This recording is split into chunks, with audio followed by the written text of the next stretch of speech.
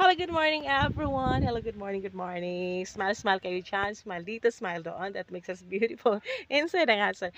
Ang aga ngayon, ang taas ng energy ko. Kasi andyan po kayo nanonood ng video ko.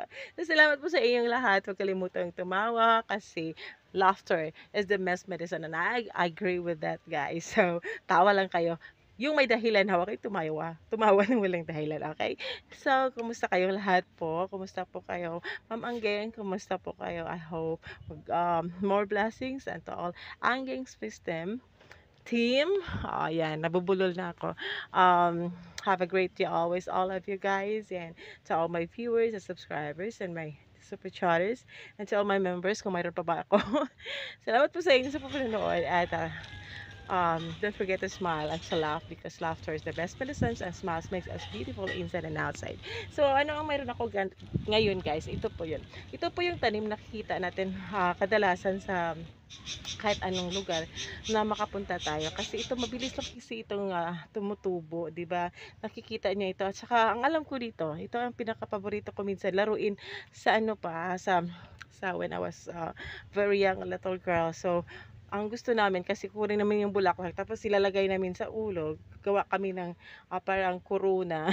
Tapos princess. Ito ang pinaka-paborito naming um, gawin na corona kasi walang magagalit eh. Kasi walang nagtatanim nito. Kusa lang itong tumutubo kung saan-saan. Kaya pinakamaganda rin itong bulaklak na at karamihan nito noong unong araw pa ginagamit nila ito in hindi ko lang masabi, basta nakikita ko 'tong ginagamit kadalasan kung may mga ano.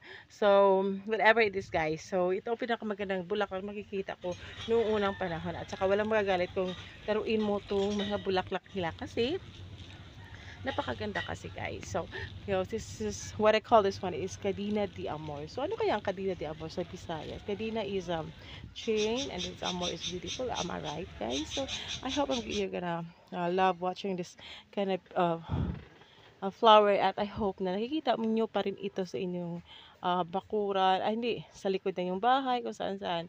Kasi hindi masyadong nag-i-exceed na ngayon ang bulaklak na ito.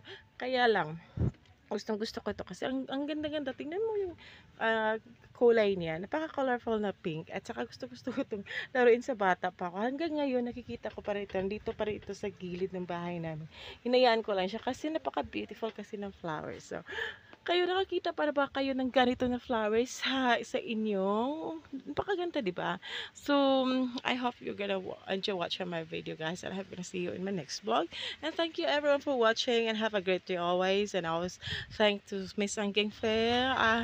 Smiles always, and thank you for supporting in the love to Angus Fistim and to others who viewed my video all the time. I always love you guys and all the support. Miss Kaya, Ma'am MB.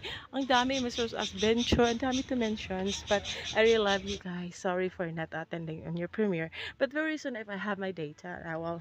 Yes, of course I will. So this is guys. I hope you're gonna love this kind of flower too.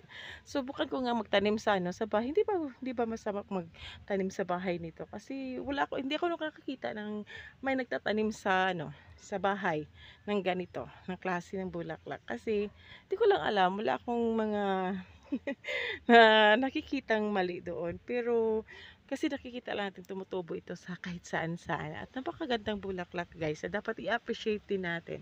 Kasi ang ganda talaga. Basta sobrang ganda. Sa bata pa ako ginagawa namin itong corona. Kasi yung bulaklak niya, tingnan mo, parang nandyan sa stem lang. Tapos dugtong-dugtong lahat. Nakikita nyo. At napakagandang bulaklak po. Kaya ginagawa namin corona. So, thank you everyone for watching. And I hope I'm gonna see you on my next vlog. Happy watching!